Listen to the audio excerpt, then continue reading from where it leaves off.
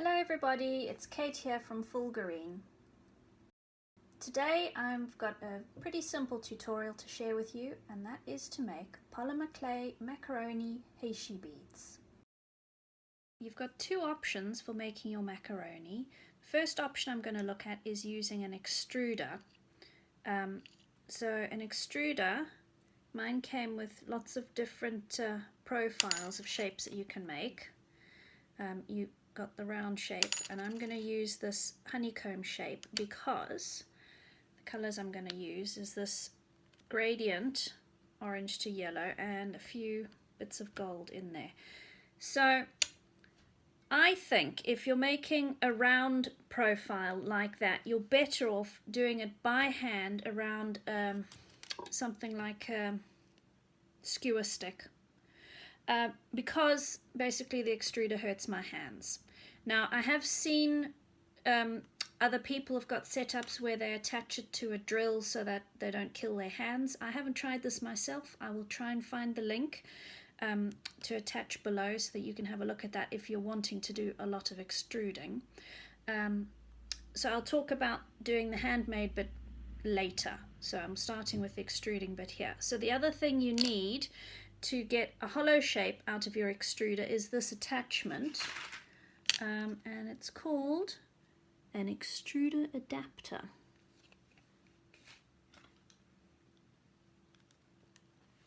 Sorry, the glass is on. Right, so what I'm going to do is chop up these little gradient bits into different blobs and just stuff them randomly into the extruder, just so that I get a bit more variation in the colours that are coming out. And I'm basically just using up an old bit of blend that's been hanging around my table for a bit. So this is just completely random. I'm going to chop up a few bits of gold.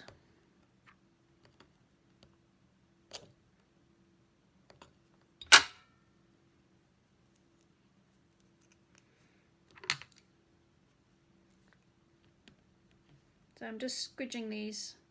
It doesn't matter because they're all going to get mashed up once they're in the extruder.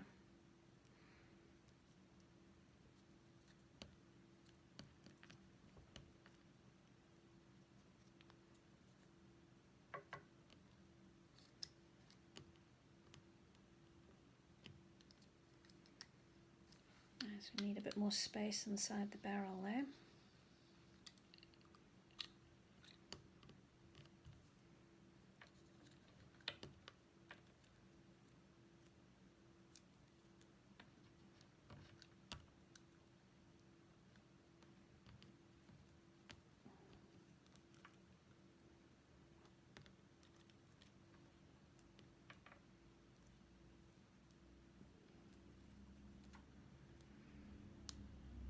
There's another irritating thing about the extruder. I've got no oil there off of that thread, so make sure you wipe that off, because otherwise that gets onto your clay, especially if you're working with white.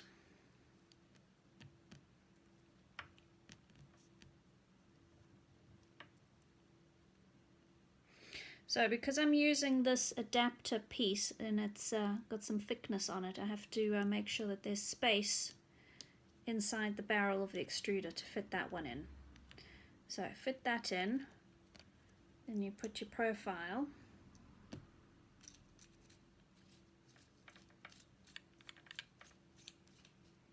So just before you start, have a look that that is central, because there is a bit of movement. So especially if you've got like a very small circular shape around there, you want that to be in the center, not off to the side.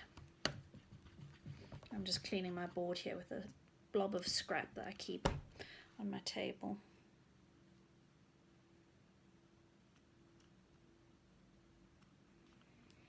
So next you've got to screw this. I take my rings off because it pinches.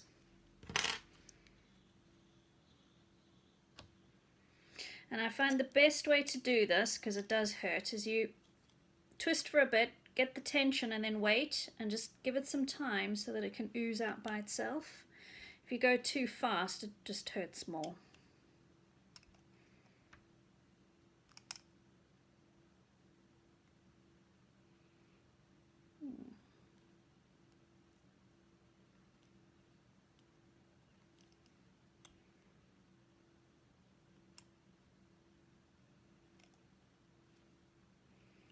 Just squishing these guys up because they're wanting to split.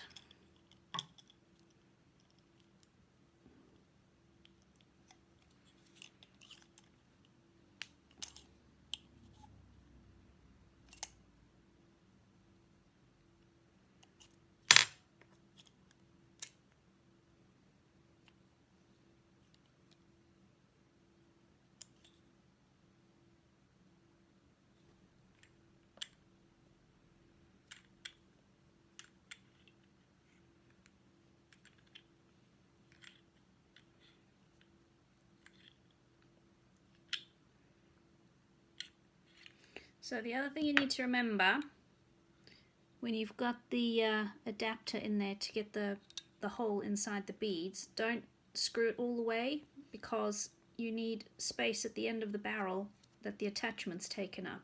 You don't want to mash that and destroy your extruder. So I leave that for a little bit because it continues to ooze out a little bit.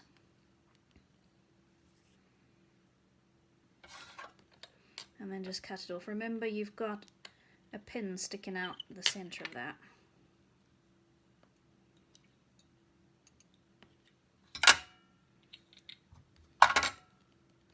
So the thing with the extruder is it always comes out cracked like that. So you can try and smooth it a bit, but I think you just have to accept that that's the look you're going to get. If you want it smooth, you've got to do it by hand. Just cutting off the blobby end. There we go.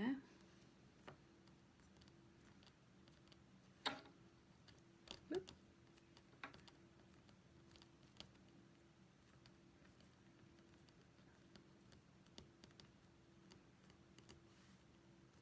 So you don't want to squash it too much, because otherwise you're going to squash the hole that's inside there. So I'm just straightening this a little bit, and then I will bake it, and then I'm going to cut it after it's been baked. I'm going to show you now how to manually make your long macaroni. So I've got an old surface decorated sheet which has been on my board for a while, so I'm going to show you a tip for cleaning all the dust off it, and that is sellotape. If you just gently press it on there, lift it off, it'll lift up any bits of dust and crud that's left there. You'll probably need a few bits to clean up the surface.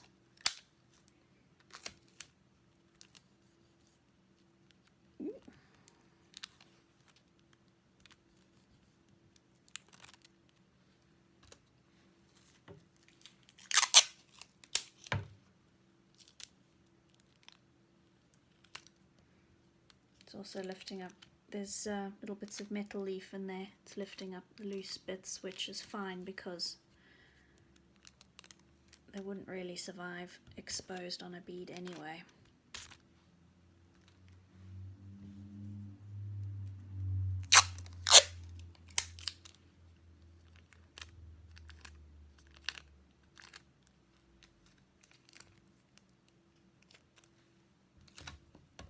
Right, so those guys are nice and clean now.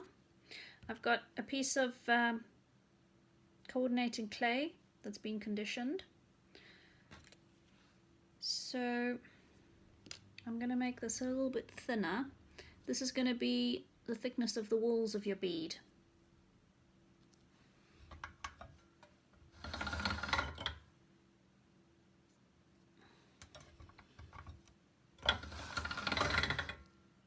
I've just taken that down 2 notches on my machine. So don't make this too thin, because this is literally the sides of your bead, so you need some strength there.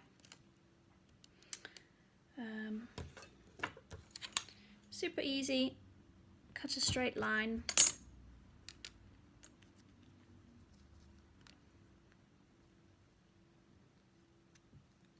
Gently wrap it around the stick.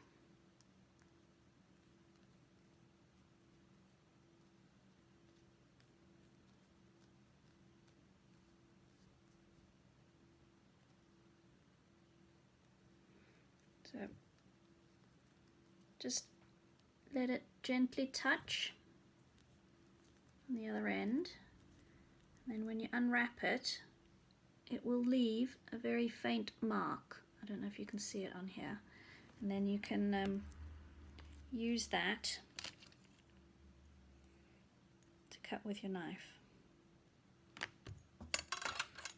And you don't have to be super accurate with this, because you can just roll the edges smooth.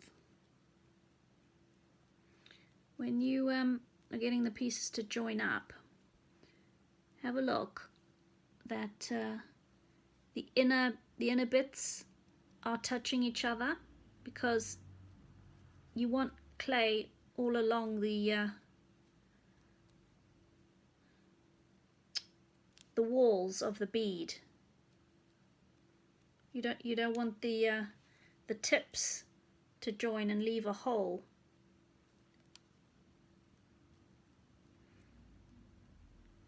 So I like to use a double-ended knitting needle just to smooth, and I'm pushing from one side of the crack to the other, turn it around on the other side.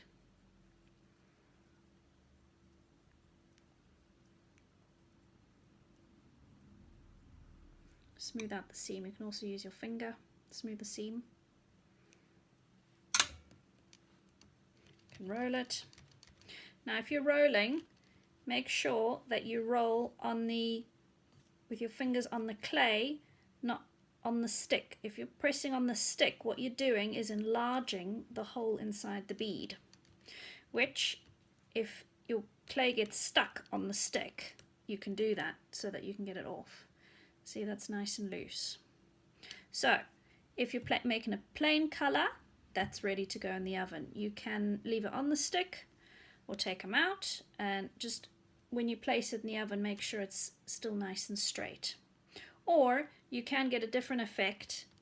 If you curl this, then you will get slightly curly macaroni beads, depending on the effect you're going for. So I reckon this would be good if you want to do a skinner blend.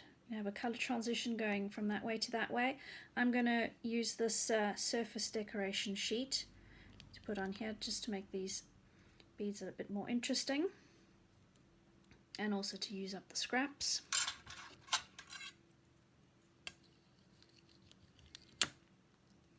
So I find you get better joins if you tear the clay rather than cutting it. You get, especially since this is already a random pattern. So I'm just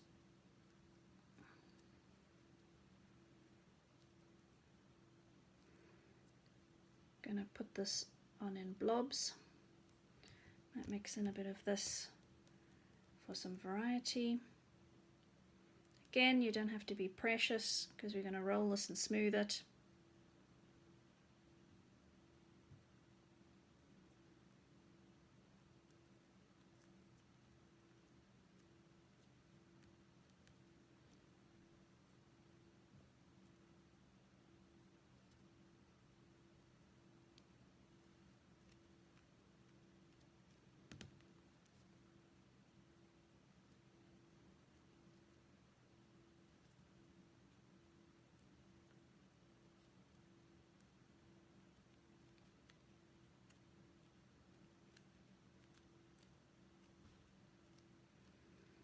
So I've left some little gaps of the base clay, which is fine because I chose a coordinating colour.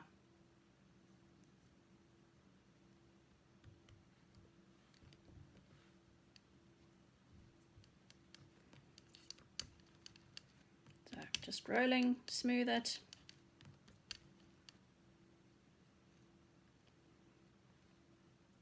I'm just going to check that there's still a hole through the middle here.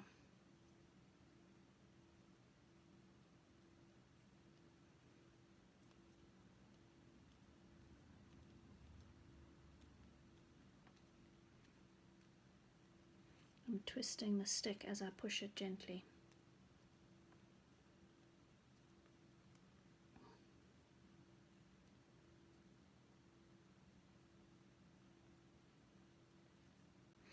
So I've made another one of these cylinders. This was the first one I made.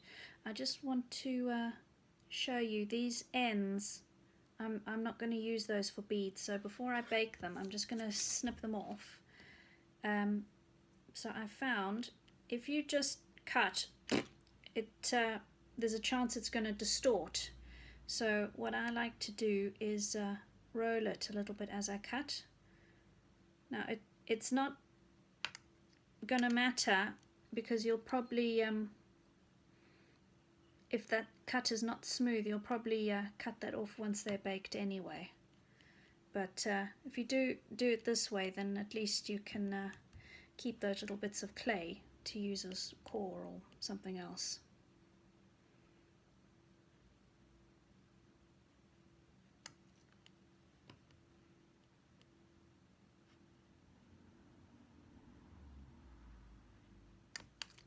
Now you could just chop up this lot as it is while it's raw, but I prefer to do it when it's cooked because it's easier to pack all of these long bits in the oven for baking.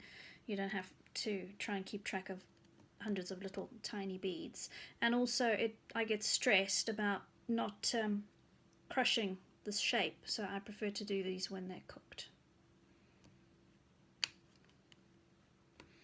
There you go. So these guys are ready for the oven. I'll talk to you in a minute. I'm back. I've baked these little pieces. This is the one that we made using the extruder with the hexagonal profile, and these are the two that I made by hand.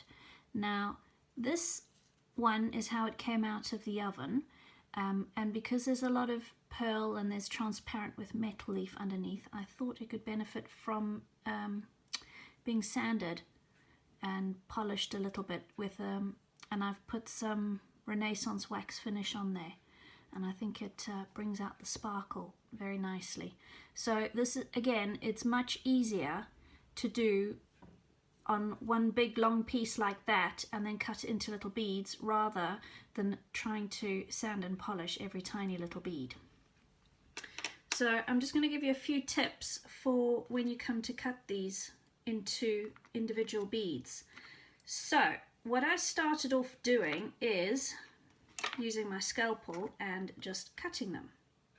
The problem is, firstly, it's very hard and the clay is quite brittle, and it can cut unpredictably, and it can also chip, and it's quite frustrating. So my big tip is hot water. So I've got a jug here, filling it with some boiling water. So when you bake your clay, this brand can go up to 110 degrees, so the boiling water is never going to get hotter than that, so it'll be safe just to put the polymer clay in there. You just leave it in there for a few minutes. I tend to have two on the go. So now when you cut this, it's loads easier and you get a nice smooth cut. So I'm just eyeballing these cuts. You can do wider or shorter depending on what you're going for. I quite like the look of the beads that way on. So that's my tip for the cutting. And then as you cut, it'll start to get more difficult, and then you just pop it back in the water. So the only thing to be careful of, if it's hot water, so don't stick your fingers in there.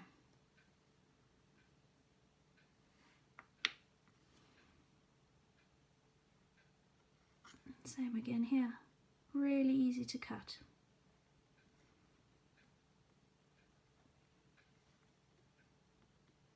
And that's all there is to it. I hope you've enjoyed this tutorial. Here's another look at the beads I made, and I've also included a couple pairs of earrings that I made using the beads. Let me know in the comments if you would be interested in seeing tutorials about how I made the stringing up of the earrings, and I hope to see you soon with another video. Bye for now, have a good day.